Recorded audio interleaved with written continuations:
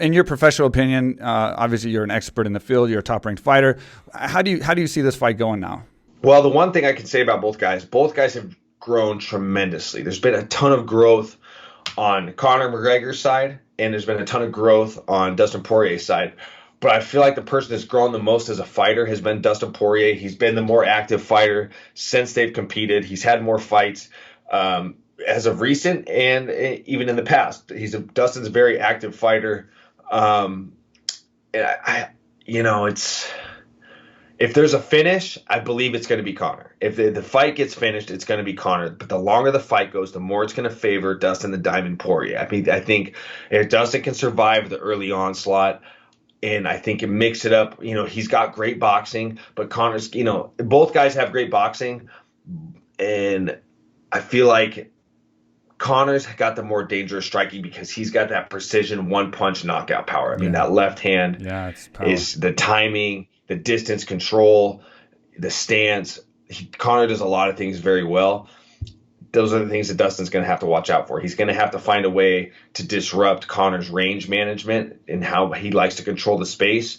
He can disrupt that. He can land some punches. I think some off timing.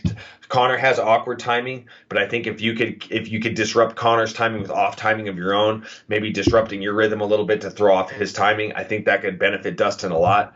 And this might be a biased thing for me to say, but I always say, what's a good way to disrupt a striker? You make him grapple. Yeah. And Dustin's got a great black belt. I think he's black belt. He's a black belt under Tim Crater. He loves to jump guillotine. Yeah. But, try and snatch his neck. If you can get Conor, if you can maybe get to the body in the later rounds, get Conor to keel up a little bit, jump on that neck. Yeah, show us that black belt. Show us what you got on the ground. And even with that being said, Conor's even not a slouch on the ground. He swept Nate Diaz in their first fight. Conor's got a good ground game of his own. Even in his loss to Khabib, he stuffed some takedowns. Yeah. He showed he has ground skills. But I just think the whole theme of this fight for me is the longer the fight goes, the more it's going to favor Dustin. So if Dustin can avoid the power of the left hand in the early rounds, I think he's got a chance to win this fight in the later rounds, win a decision, cement himself as the number one contender, and fight. Whoever wins this fight's fighting for the title this year. So big ramifications this fight. It's a good way to end this third stint on Fight Island is for these guys to fight in the main event.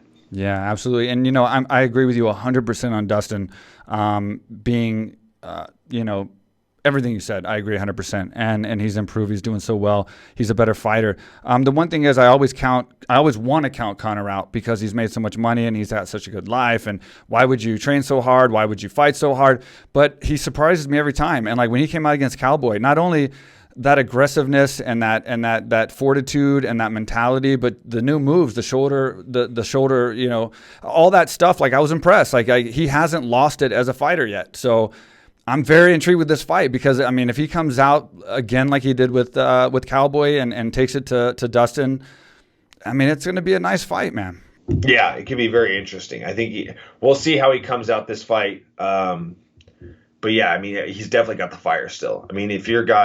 If you're sitting on $100 million and you're still, you're building an octagon at your house and you see the guys, he brings in kickboxers from Thailand. He brings in high level black belts.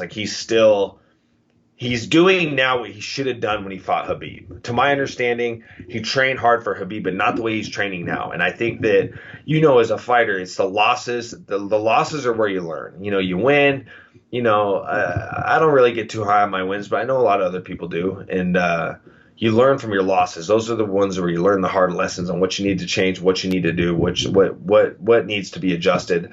I think him losing to Khabib might have been the best thing to happen to him in his whole career because now it's lit the fire under his ass. And we saw the Conor McGregor that was so great against Cowboy Cerrone.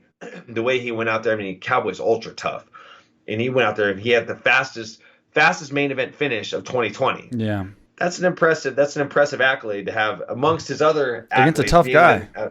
That's being double champion and all the great things he's done. That's a great accolade to have on your shelf, So we'll see how he approaches Dustin. Does he try to go out and get the first round knockout? Does Dustin have that kind of burn in his brain? Can he get over that hump of that first fight?